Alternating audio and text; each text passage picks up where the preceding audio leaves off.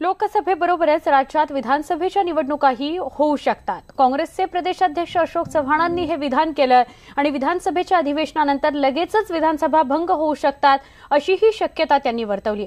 यानंतर राष्ट्रवादी काँग्रेसचे छगन भुजबळांनीही या वाक्याला दुजोरा दिलाय, तर अशोक चव्हाण यांना सध्या पक्षात काहीच काम उरलेलं नसल्याने ते भविष्य वर्तवतायत असं प्रत्युत्तर मुख्यमंत्र्यांनी दिलेलं आहे।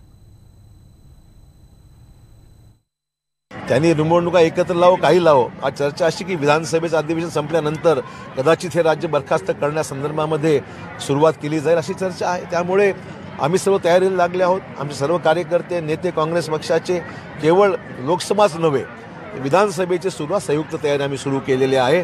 चव्हाणांनी सांगितलं, मी सुद्धा ऐकलेलं आहे की अचानक जे आहे दोन्ही निवडणुका एकत्र घेण्याची शक्यता नाकारता येत नाही। त्याप्रमाणे आम्ही आमची पण तयारी केलेली आहे आणि त्यासाठी जे आहे ते वेगवेगळ्या मीटिंग ज्या आहेत काही प्रांताध्यक्षाकडे काही पवार साहेबांच्या इकडे ते होत आहेत की जेणेकरून जे अचानक गाफील कोणाला पकडू नये, त्याप्रमाणे गाफील न राहण्यासाठी सगळी तयारी जी आहे मांडणी करतो।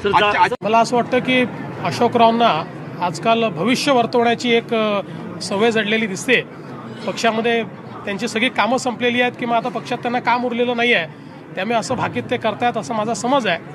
पण अशोकरावांनी विरोधी पक्षात बसायची एवढी घाई करू नये, कारण आम्ही योग्य वेळीच पुन्हा निवडणुका घेणार आहोत आणि कुठल्याही निवडणुका पुढे घेण्याचा आमचा मानस नाही आहे।